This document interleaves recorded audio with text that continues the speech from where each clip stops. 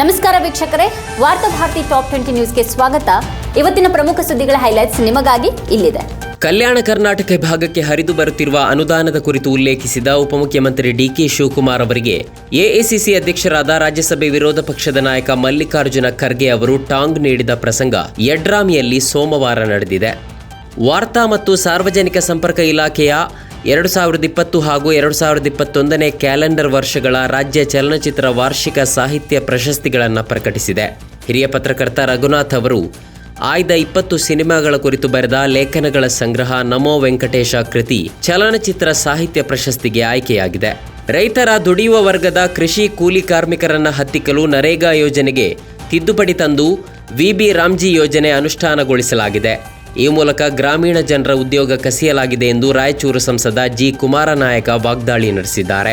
ಪರಿಶಿಷ್ಟ ಜಾತಿಯಲ್ಲಿ ಒಳ ಮೀಸಲಾತಿ ಅನುಷ್ಠಾನಕ್ಕೆ ತಂದಿರುವ ಮುಖ್ಯಮಂತ್ರಿ ಸಿದ್ದರಾಮಯ್ಯ ಅವರು ಸಂತ ಸೇವಲಾಲ್ ಜಯಂತ್ಯುತ್ಸವದ ವೇದಿಕೆ ಏರಲು ಅವಕಾಶ ನೀಡೋದಿಲ್ಲ, ಅವರಿಗೆ ಕಪ್ಪು ಪಟ್ಟಿ ಪ್ರದರ್ಶಿಸಲು ತೀರ್ಮಾನಿಸಲಾಗಿದೆ ಎಂದು ಬಂಜಾರ ಒಳ ಮೀಸಲಾತಿ ವಿರುದ್ಧ ಹೋರಾಟ ಸಮಿತಿ ಮುಖಂಡ ಶಿವಪ್ರಕಾಶ್ ಹೇಳಿಕೆ ನೀಡಿದ್ದಾರೆ.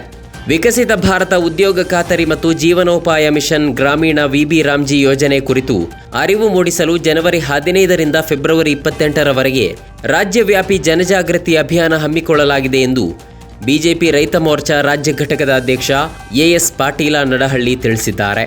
ಉತ್ತರ ಕನ್ನಡದಲ್ಲಿ ನದಿ ತಿರುವು ಯೋಜನೆ ಕೈಬಿಡಬೇಕು, ಮಾನವ ಹಕ್ಕು ಕಾಯ್ದೆ ಜಾರಿಗೆ ತಂದ ಮಾದರಿಯಲ್ಲಿ ನದಿಗಳಿಗೂ ಜೀವಿಸುವ ಹಕ್ಕು ಹಾಗೂ ನೈಸರ್ಗಿಕ ಹರಿವು ಉಳಿಸಿಕೊಳ್ಳುವ ಹಕ್ಕು ನೀಡುವ ಕಾನೂನು ಜಾರಿಗೆ ತರಲು ಕೇಂದ್ರ ಹಾಗೂ ರಾಜ್ಯ ಸರ್ಕಾರಗಳು ಮುಂದಾಗಬೇಕು ಎಂದು ನದಿ ತಿರುವು ಯೋಜನೆ ವಿರೋಧಿಸಿ ಶಿರಸಿಯಲ್ಲಿ ಆಯೋಜಿಸಿದ ಜನ ಸಮಾವೇಶದಲ್ಲಿ ಆಗ್ರಹಿಸಲಾಗಿದೆ.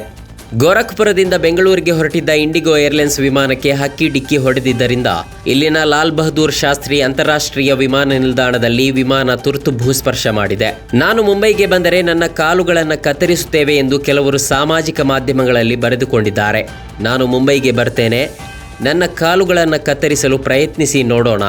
ಇಂತಹ ಬೆದರಿಕೆಗಳೆಲ್ಲ ಹೆದರುತ್ತಿದ್ದರೆ ನಾನು ನನ್ನ ಹಳ್ಳಿಯಲ್ಲಿಯೇ ಉಳಿಯುತ್ತಿದ್ದೆ ಎಂದು ರಾಜ್ ಠಾಕ್ರೆಗೆ ಅಣ್ಣಾಮಲೈ ತಿರುಗೇಟು ನೀಡಿದ್ದಾರೆ. ಮಾಜಿ ಉಪರಾಷ್ಟ್ರಪತಿ ಜಗದೀಪ್ ಧನ್ಕರ್ ಅವರ ಆರೋಗ್ಯದಲ್ಲಿ ಏರುಪೇರಾಗಿರುವ ಕಾರಣ ಅವರನ್ನು ಅಖಿಲ ಭಾರತೀಯ ವೈದ್ಯಕೀಯ ವಿಜ್ಞಾನ ಸಂಸ್ಥೆಗೆ ಸೋಮವಾರ ದಾಖಲಿಸಲಾಗಿದೆ. ನನ್ನ ಜೀವನದ ಬಗ್ಗೆ ಏನೂ ತಿಳಿದಿಲ್ಲದವರು ನಾನು ದುರಾಸೆ ವ್ಯಕ್ತಿತ್ವ ಹೊಂದಿರುವವಳು ಎನ್ನುತ್ತಾರೆ.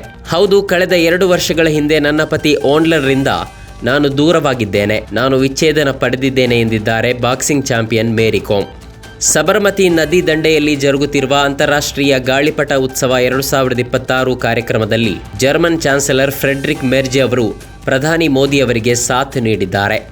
ತೆರೆದ ವಾಹನದಲ್ಲಿ ಸಾಗುತ್ತಾ ಮೋದಿ ಹಾಗೂ ಮೆರ್ಜ್ ಅವರು ಗಾಳಿಪಟ ಹಾರಿಸಿದ್ದಾರೆ. ಪ್ರಧಾನಿ ನರೇಂದ್ರ ಮೋದಿ ಮತ್ತು ಅಧ್ಯಕ್ಷ ಡೊನಾಲ್ಡ್ ಟ್ರಂಪ್ ನಡುವಿನ ಸ್ನೇಹದ ಬಗ್ಗೆ ಮಾತನಾಡಿರುವ ಸರ್ಗಿಯೋ ಗೋರ್ ಅವರು ನಿಜವಾದ ಸ್ನೇಹಿತರ ನಡುವೆ ಭಿನ್ನಾಭಿಪ್ರಾಯ ಸಹಜ, ಕೊನೆಯಲ್ಲಿ ಅದು ಪರಿಹಾರವಾಗುತ್ತದೆ ಎಂದು ಹೇಳಿದ್ದಾರೆ.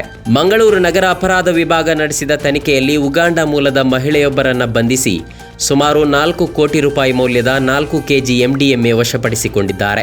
ಬಿಜೆಪಿ ನಾಯಕರ ನಿಯೋಗ ಸೋಮವಾರ ರಾಜ್ಯಪಾಲ ತಾವರ್ ಚಂದ್ ಗೆಹ್ಲೋಟ್ ಅವರನ್ನು ಭೇಟಿಯಾಗಿದ್ದು ದ್ವೇಷ ಭಾಷಣ ತಡೆ ಮಸೂದೆಯನ್ನ ಕ್ರೂರ ಸ್ವಾತಂತ್ರ್ಯದ ಮೇಲಿನ ನೇರ ದಾಳಿ ಮತ್ತು ರಾಜಕೀಯ ಸೇಡು ತೀರಿಸಿಕೊಳ್ಳುವ ಅಸ್ತ್ರ ಎಂದು ಕರೆದಿದ್ದು ಅದಕ್ಕೆ ಒಪ್ಪಿಗೆ ನೀಡದಂತೆ ಮನವಿ ಮಾಡಿದ್ದಾರೆ. ಐತಿಹಾಸಿಕ ಲಕ್ಕುಂಡಿ ಗ್ರಾಮದಲ್ಲಿ ಮನೆ ನಿರ್ಮಾಣ ನಡೆಯುತ್ತಿದ್ದ ಸ್ಥಳದಲ್ಲಿ ನಿಧಿ ಪತ್ತೆಯಾಗಿದ್ದು ಕುಟುಂಬದವರು ಚಿನ್ನದ ಆಭರಣಗಳನ್ನು ಇಟ್ಟಿದ್ದ ತಾಮ್ರದ ಪಾತ್ರೆಯನ್ನ ಎಎಸ್ಐ ಅಧಿಕಾರಿಗಳಿಗೆ ಹಸ್ತಾಂತರಿಸಿದ್ದಾರೆ. ಗ್ರೇಟರ್ ಬೆಂಗಳೂರು ಪ್ರಾಧಿಕಾರ ವ್ಯಾಪ್ತಿಯ 5 ನಗರ ಪಾಲಿಕೆಗಳಿಗೆ ಚುನಾವಣೆಯನ್ನ ಜೂನ್ ಅಂತ್ಯದ ಒಳಗೆ ನಡೆಸುವಂತೆ ಸುಪ್ರೀಂ ಕೋರ್ಟ್ ರಾಜ್ಯ ಸರ್ಕಾರಕ್ಕೆ ನಿರ್ದೇಶನ ನೀಡಿದೆ. ಕರೂರ್ ಕಾಲ್ತುಳಿತ ಪ್ರಕರಣಕ್ಕೆ ಸಂಬಂಧಪಟ್ಟಂತೆ ಟಿವಿಕೆ ಮುಖ್ಯಸ್ಥ ಮತ್ತು ನಟ ವಿಜಯ್ ಸೋಮವಾರ ಸಿಬಿಐ ಅಧಿಕಾರಿಗಳ ಮುಂದೆ ವಿಚಾರಣೆಗೆ ಹಾಜರಾಗಿದ್ದಾರೆ. 6 ಗಂಟೆಗಳ ಕಾಲ ಅಧಿಕಾರಿಗಳು ಕೇಳಿದ ಪ್ರಶ್ನೆಗೆ ವಿಜಯ್ ಉತ್ತರಿಸಿದ್ದಾರೆ. ಪಶ್ಚಿಮ ಬಂಗಾಳ ಮುಖ್ಯಮಂತ್ರಿ ಮಮತಾ ಬ್ಯಾನರ್ಜಿ ಅವರು ಸೋಮವಾರ ರಾಜ್ಯದಲ್ಲಿ ನಡೆಯುತ್ತಿರುವ ವಿವಾದಾತ್ಮಕ ಮತದಾರರ ಪಟ್ಟಿಯ ವಿಶೇಷ ಸಮಗ್ರ ಪರಿಷ್ಕರಣೆ ಕುರಿತು ಮುಖ್ಯ ಚುನಾವಣಾ ಆಯುಕ್ತ ಜ್ಞಾನೇಶ್ ಕುಮಾರ್ ಅವರಿಗೆ 5ನೇ ಬಾರಿ ಪತ್ರ ಬರೆದಿದ್ದಾರೆ. ಮುಂದಿನ 10 ವರ್ಷಗಳಲ್ಲಿ ಕಲ್ಯಾಣ ಕರ್ನಾಟಕ ಭಾಗದ ಅಸಮಾನತೆ ಸಂಪೂರ್ಣವಾಗಿ ನಿವಾರಣೆಯಾಗಿ ಸಮಾನತೆ ಬರಲಿದೆ ಎಂದು ಮುಖ್ಯಮಂತ್ರಿ ಸಿದ್ದರಾಮಯ್ಯ ವಿಶ್ವಾಸ ವ್ಯಕ್ತಪಡಿಸಿದ್ದಾರೆ.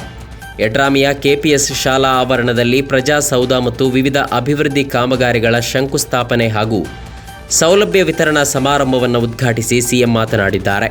ಮುಂಬೈ ನಗರವನ್ನ ಬಾಂಗ್ಲಾದೇಶಿ ವಲಸಿಗರು ಹಾಗೂ ರೋಹಿಂಗ್ಯಾಗಳಿಂದ ಮುಕ್ತಗೊಳಿಸೋದು ಮೈತ್ರಿಕೂಟದ ಪ್ರಮುಖ ಉದ್ದೇಶವಾಗಿದೆ. ಈ ನಿಟ್ಟಿನಲ್ಲಿ ಭಾರತೀಯ ತಂತ್ರಜ್ಞಾನ ಸಂಸ್ಥೆಯ ಸಹಕಾರದೊಂದಿಗೆ ಬಾಂಗ್ಲಾದೇಶಿ ವಲಸಿಗರನ್ನ ಗುರುತಿಸುವ ಎಐ ಸಾಧನವನ್ನು ಅಭಿವೃದ್ಧಿಪಡಿಸಲಾಗುತ್ತದೆ ಎಂದು ಮಹಾರಾಷ್ಟ್ರ ಮುಖ್ಯಮಂತ್ರಿ ದೇವೇಂದ್ರ ಫಡ್ನವೀಸ್ ಹೇಳಿದ್ದಾರೆ.